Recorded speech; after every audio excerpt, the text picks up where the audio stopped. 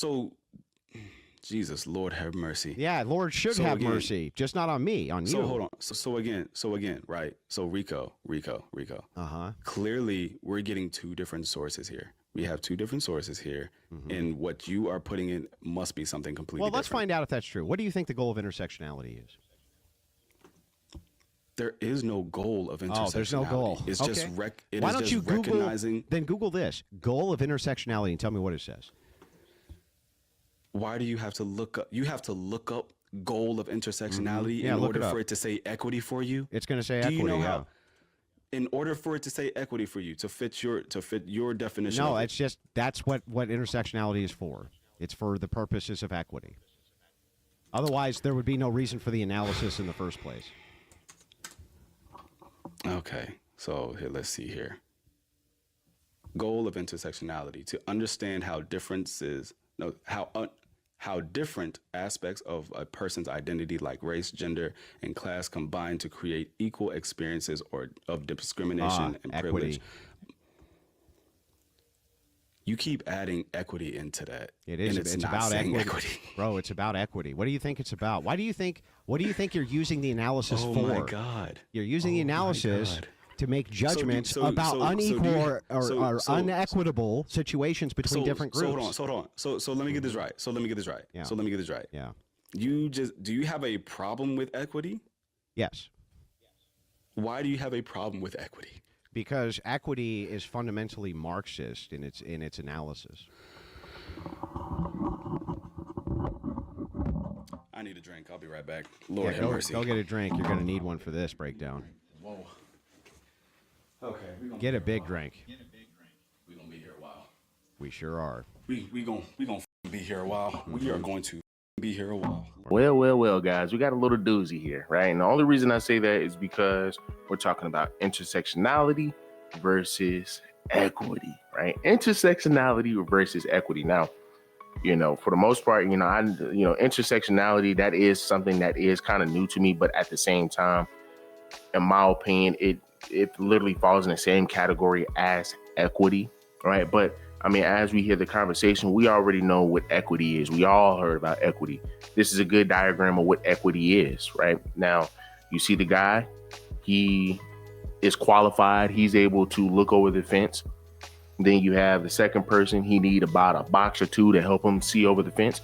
And then you got the one who really isn't qualified for much of anything, but hey, they're going to go ahead and give him all of the boxes so he can still be on the same level as the first person. Now, of course, when you look at intersectionality, it's just pretty much just bringing all ideas into one. When you look at intersectionality, it's talking about you have 5 circles.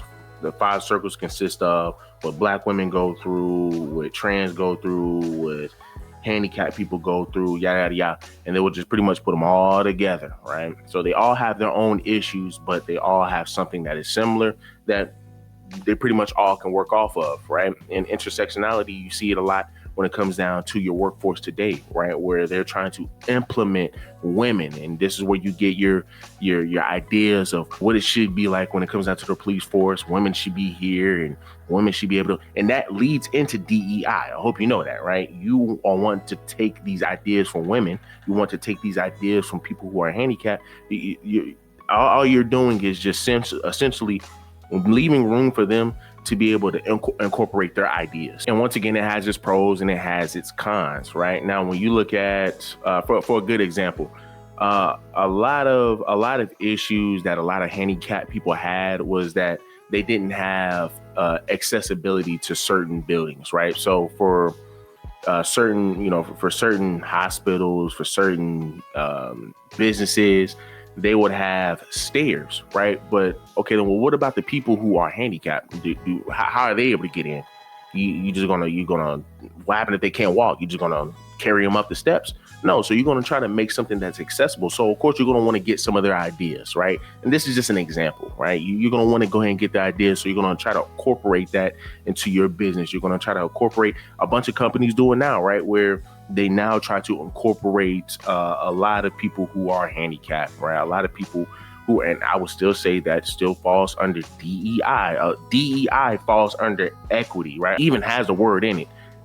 diversity, equity, and inclusion. But also when it comes down to intersectionality, once again, you're taking their ideas. In order for you to be able to sit here and simply say that we need to go ahead and start adding ramps for people who are in wheelchairs, obviously they had to have said something. So once again, this is a small example of what intersectionality does. However, I will say, what is intersectionality doing for us now? Right. And as I stated before, we see DEI, right? We see where a lot of this diversity, equity, and inclusion is getting us. We see where allowing women to get to bring in their ideas into workforces, to bring their ideas into male-dominated places.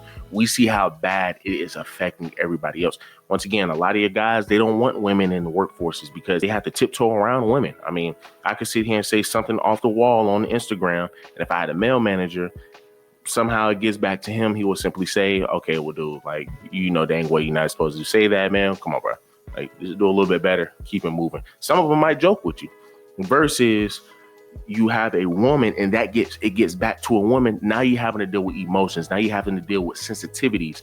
And when you're talking about intersectionality, and when you're talking about adding women to the workforce, when you're talking about adding women into places, male-dominated places, because of equity, diversity, because you want to switch it up, because you want to make people feel good, it puts other people in the bind, and other people don't want to have to deal with that. But once again, the workplace is changed because of a woman's idea, what women want. This is the byproduct of intersectionality. Now, of course, I still got to do a little bit of my own research, right? I still got to do a little bit of my own research, but here's what Jordan Peterson has to say about intersectionality. And a large percentage, because that's the culture in which they're existing. Yeah, well, a dangerous percentage. Yeah. A critique of power is always a valid critique. Okay, so what the postmodernists did when Marxism became ethically unacceptable, and that happened in the 1970s, is they metastasized it.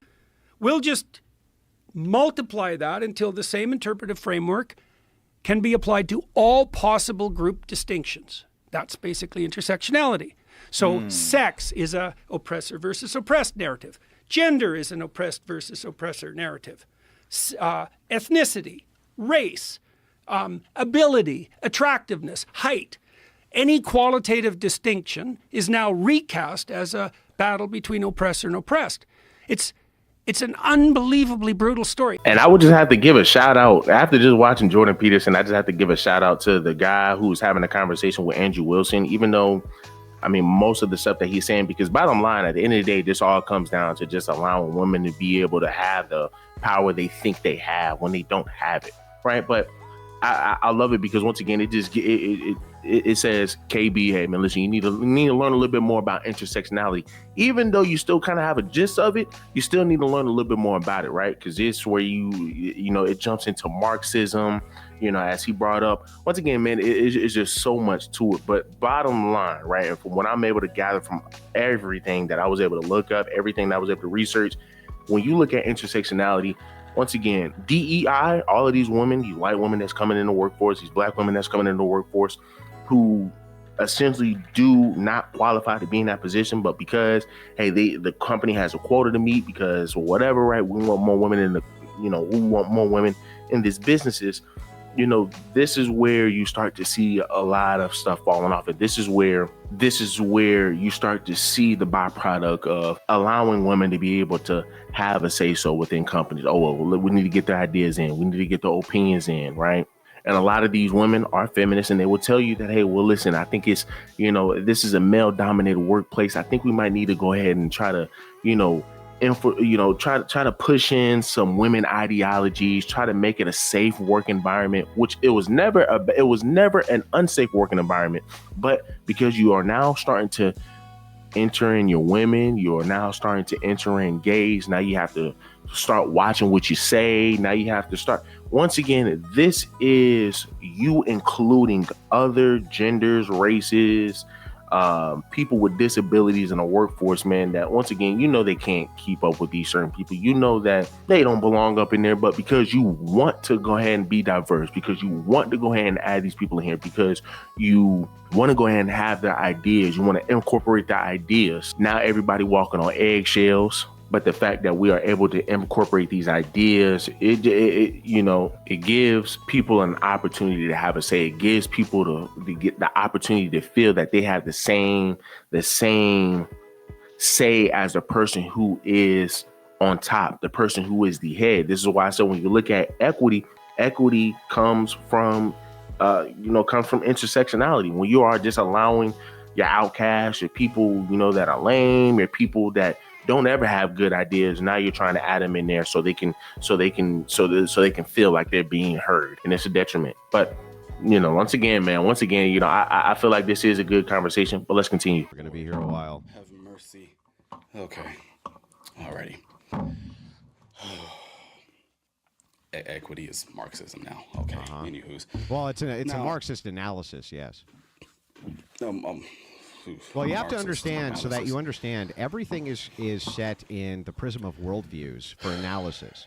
Marxism is a worldview analysis, which is saying that the proletariat is being oppressed by the bourgeoisie, and that the entire purpose of Marxism is to utilize a specific analysis in order to prevent the proletariat from being oppressed by the bourgeoisie. That's the point of the analysis. The point of the analysis of intersectionality is they're the oppressive overlords, like the rich or the people in charge. That's what the Marxists consider the bourgeoisie. Yeah. So anyway, that's an analysis, the Marxist theory analysis. Now, that's a simplified version, but that's essentially what it is. Intersectionality is an analysis worldview which is trying to figure out what are the social distinctions between the equitable treatments of different people in society, and how do those break down by class, gender, race, sex, all of that, and how do we adjust so that we have equity between them? That's the whole point of the analysis. Otherwise, it's useless. So you don't want to adjust for it to have equity between them? Well, when we're talking about equity specifically, I think that it picks for favorites. Like picks favorites? Yes. Yep. So if it's the case that you run an analysis, for instance, and you feel that there's not enough equity between, I don't know, let's say weaker men and stronger men, there's not enough equity, then what would happen under the idea of intersectionality is that you would pass laws or try to make social changes and adjust social changes so that these weaker men now could stand up on a higher box so that they're at an equal level with the stronger men, using some type of like legislative process. In fact, the entire theory is usually broken down by saying the difference between equality and equity is that you're looking over a fence, and what equity does, it puts a box down so that you can see over the fence just like the tall guy next to you. That's the whole point of the breakdown, is to say there needs to be an adjustment made socially so that these people have additional opportunities that they don't believe are afforded to them based on the fact that, there's sex or race or, whatever distinction there is. And you have a problem with that? Yes, of course I have a problem with that. I believe in merit-based systems. I believe in merit-based systems, yes. I think that the best person should get the job based on their best merits.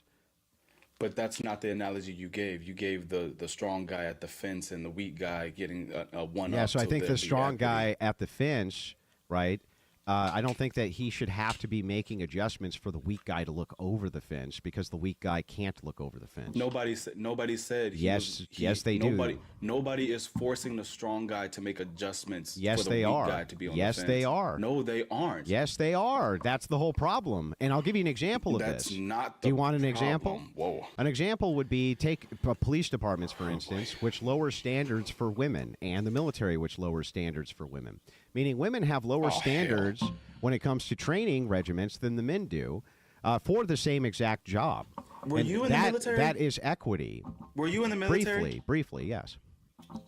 So for the brief time you were in the military or the police force, you're telling me that they intentionally lowered standards for women? Yes.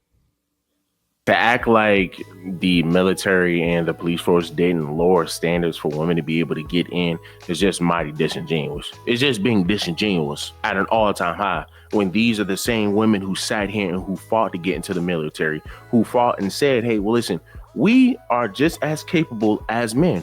So listen, we're putting our idea out there, right? We're trying to force y'all to let us get into the military so y'all can make us feel like we are just as capable as men. So guess what military and guess what the police force does? They say, you know what, hey, we're going to go ahead and lower the standards because y'all done complained about it. Y'all done said something enough, right?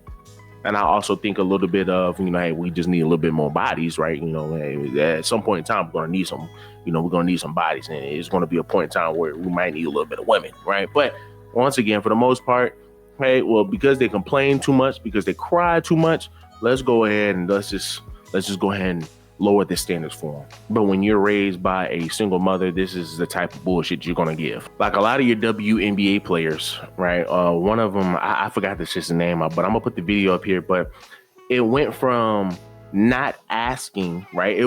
Once again, guys, we already knew a bunch of your WNBA players were saying that, hey, well, we want equal pay to men, right? So our best NBA players should be getting paid the same as LeBron James. But then that player, I think her name was Melissa Plum, or whatever her name is, right? This is how you know nobody cares about WNBA. But you got Plum, right? She decides to jump on a podcast and then switch it and say, well, it has nothing to do about, getting paid what players are being paid, but we should be able to get the same shared revenue, right? I guess the same shared revenue.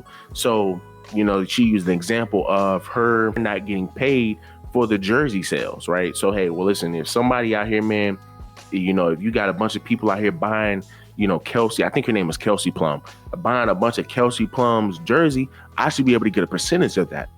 But you don't, because they still got to go ahead and recoup the money that was lost throughout the full season. And we're talking about 50 plus $50+ million. So yeah, baby girl, you're not going to get anything from the jersey sales. Nothing, because this is going to go ahead and go right into that debt that y'all owe. They forget that the NBA is what's keeping them alive. They keep forgetting that the NBA is what's keeping them alive. They keep forgetting that the NBA is the reason that they are still able to play basketball and they don't have to worry about that $40 million debt, that $50 million debt, right? Or not debt, but deficit.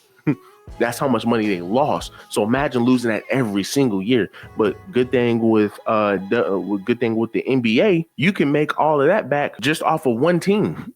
Just off of one team. We are not asking you to get paid what the men get paid. We're asking you to get paid the same percentage of revenue shared. Okay. Do you know what I'm Got saying? it. So that's a huge misconception. That's a huge misconception. Got it. Okay. Yeah, because every video is like, oh, this person gets paid this person gets paid that, right? So I want to be really clear about that. Like, I don't think I should get paid the same as LeBron. Right. But the percentage of revenue, like, for example, they sell my jersey in Mandalay Bay, I don't get a dime. You don't get any money from jersey sales? That's crazy. In the NBA, they have percentages of revenue shared for the players, right? Right. So jersey sales, obviously their TV contracts. You see these every year, these contracts get bigger and bigger and bigger, right? Yeah. Massive. But that's because their CBA, it negotiates where if the owners are making certain types of money, they get that as well. Got it. In the WNBA, that's not the case. Once again, when it comes down to this equity stuff, man, when it comes down to this equality stuff, as I stated before, they're just bringing in a lot of people who already aren't qualified. Now we're trying to take opinions from these people. And these people feel like they have the same say as people who are already in these higher positions. So another thing that I can say about intersectionality is almost like me, being a peon, me coming in, this is my first day working, and I feel like I feel like what I go through and what I say should be just as important as what the CEO says, as what the person who is above me say. No.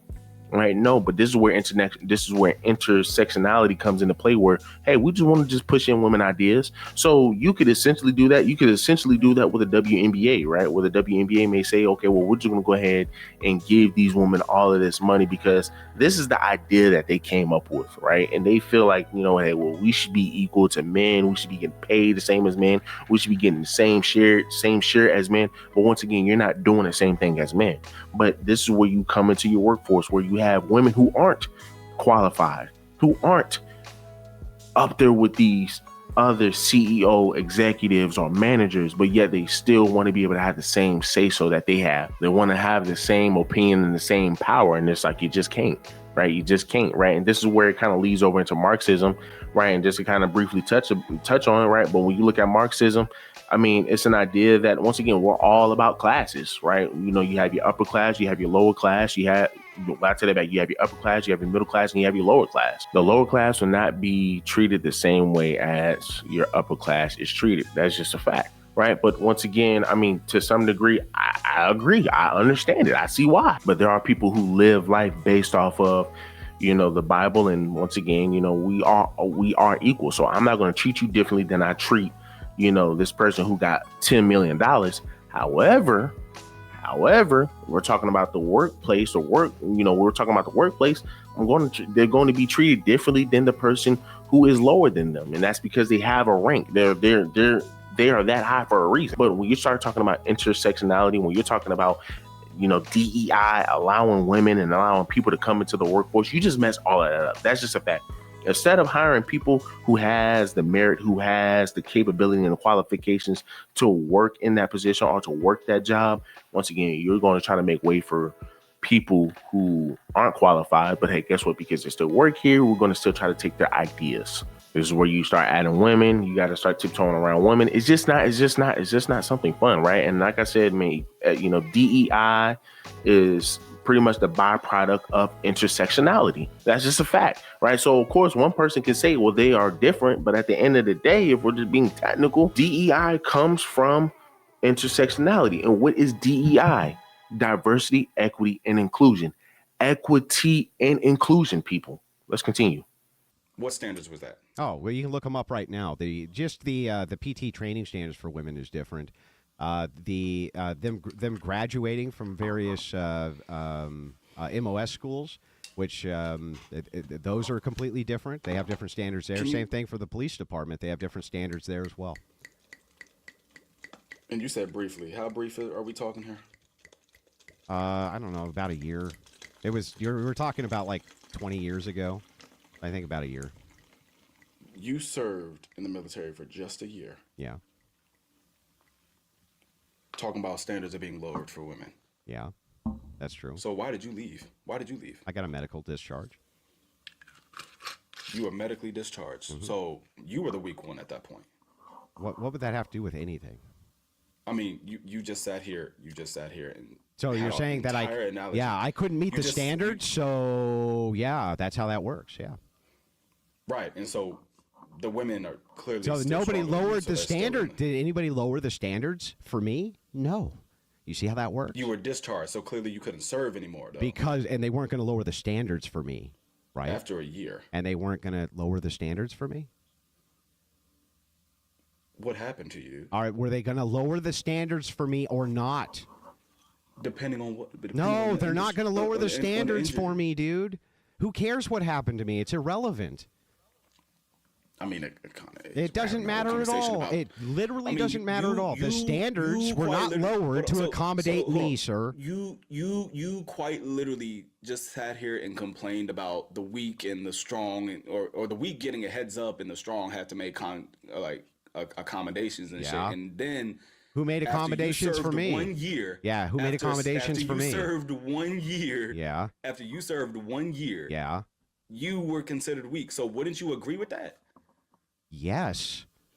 So you agree that you were too weak to serve anymore? Yeah, I agree that I did not meet the medical standard necessary to serve in the United States military. Yes, of course. Right. So then what the you care if women are still in the military? I'm not saying anything about women being in the military. I'm saying the standards are lowered for women to be in the military. But what does it matter if you're still not serving anymore? Why the fuck do you because care? They still serve me. What do you mean? And they still serving you. Like, what the f? Like, bro, dude, do you think you ain't got shit to worry about anymore? Do you think that lowering the standards for police officers, for instance, that lowering the standards for them, for female police officers to have the same beat job as male police officers, is doing society better favors or worse favors? Beat jobs. Yeah. Honestly, I don't know the process of the police academy or basic training. Why don't you just look up the standards or different? Why don't you just look up the standard difference between women and men when it comes to physical fitness in the police department? You can see that it's lower for women, even though they're supposed to do the same job of apprehending suspects. That's why they get disarmed so frequently and beat down by suspects so frequently, because the standards are lowered for them, and that's why the analysis is a weak analysis and why I don't believe in equity. But that has nothing to do with intersectionality. You Yes, do it realize does. that, right? The whole reason they It began doesn't. lowered. How It did what doesn't. analysis did they use to determine that they needed to lower the standard for women, sir? I don't fucking know. Intersectionality. They used intersectionality. That's not how that works. It is how That's that not works. how that it's works. exactly No, how it it's works. not. Yes, it is. It's not. It is. It's not. Okay, how It's does it not work dude. that way? It's not, dude. Then what standard did they use?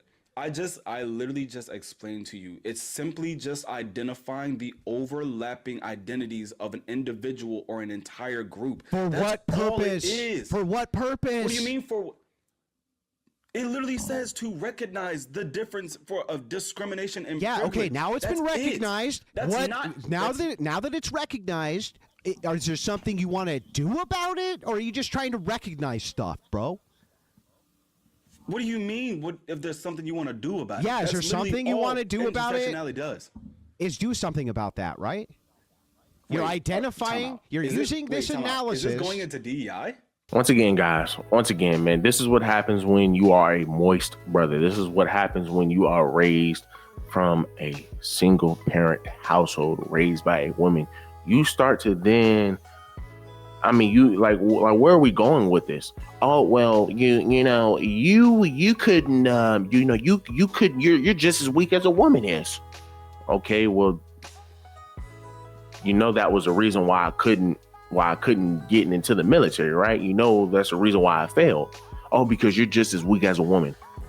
Yes. So then why does it matter to you? Well, once again, it matters to me because these are the people that say they're going to serve and protect me. It matters to me because these are the people that's going to be a determining factor on whether my wife is great or whether my wife is still living the same life she is living right now. Freedom. Once again, man, this is the idiotic stuff because he understands he can't even argue the point anymore. So now you're trying to go ahead and use ad hominems and say, well, listen, you must be weak. So that's the reason why you wasn't in the military. Well, yes, that is true. But once again, did they have to change the standards of getting into the military for me? No, they didn't. I had medical issues. I was weak, whatever. Bottom line, it still goes to Andrew Wilson's point that they don't make laws for men. If you don't pass the standard, if you can't make weight, if you don't have the qualifications of being in the military, then you just don't be in it. But we make qualifications for women, and it's because a lot of women have cried and complained because they wanted to be in the military. Intersectionality comes in also with diversity, equity, and inclusion, right? Because now we got to make it equitable, right? Now we got to include a bunch of women who aren't fit, who aren't qualified, but hey, we have to lower the standards so they can feel like they're on par with men. Wait, is this going Did into DEI? Did I say a word about DEI? Or no, because you're the one sitting here talking about equity. I didn't say a word about DEI. Don't pivot. You're right here. I'm not pivoting. So here's the question. Brought up equity. I brought up equity, and what was the example I gave? But again, what was the example I gave? The example you gave quite literally would have to do with DEI. No, well, would it not? The example, diversity, equity, and inclusion. No, the example, your whole hold on, your whole spitball. Yeah, the example that I gave here is about whether or not you want to lower the standards. Rico, your whole spitball here was that the strongest man has to accommodate for the weak one to have a higher chance, and the women they're lowering the standards for women are being lowered, and it's staying the same for men. That sounds like you trying to bring up DEI. Well, but I didn't bring up DEI. I brought up a problem. You didn't have to, but with that's the what analysis. It sounds like. I'm trying to understand here. I brought up the problem with the analysis of intersectionality and why it is I don't believe in equity. And the reason I don't believe in it's literally just an analysis. That's literally all it is. Here's the thing. What is the analysis being used for? What do you mean? What the analysis is being used for? That's all it's being like. That's What's your hat? What's your hat does. on your head being used for? My hat on my head? Yes, what's it being used for? To show my school? I'm confused. Okay, so it has some use. Otherwise, you wouldn't have the hat, I assume? To show off my school. I like Great. to show off. So there's some use for it. So what is the use of intersectionality? What are we using it for, sir? Dude, what's its purpose? What's its purpose?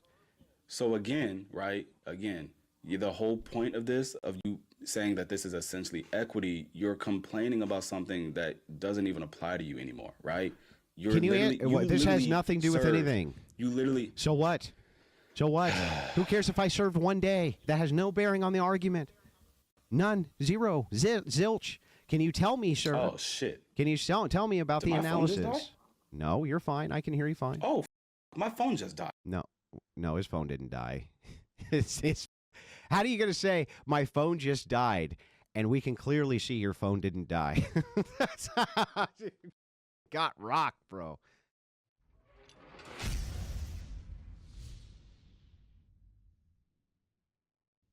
Once again, you're asking, well, why does it matter? Why does it matter? Why does it matter that your protection matters to you? Why does it matter to me as a police officer that your protection means a lot to you? Why does it matter to me? It doesn't make any sense. But once again, this is what happens when you have these guys who were raised by single mothers. This is how they feel. They're very emotional. Once again, make a logical point. It matters that women are in the police force because this is what we have to sit here and go through every single day. These are the type of people we have serving us every single day. Many people are going to be scared to have that protecting them. Many people are going to be scared and say, why are these people in the police force if they can't even apprehend a drunk man? Once again, people, this is not something that men want to go through. This is not something that anybody want to go through. Even women will tell you, nah, give me somebody that's more capable. And 9 times out of 10, 10 times out of 10, it's a man. Give me the best person in your workforce. The best person in your workforce is going to be a man.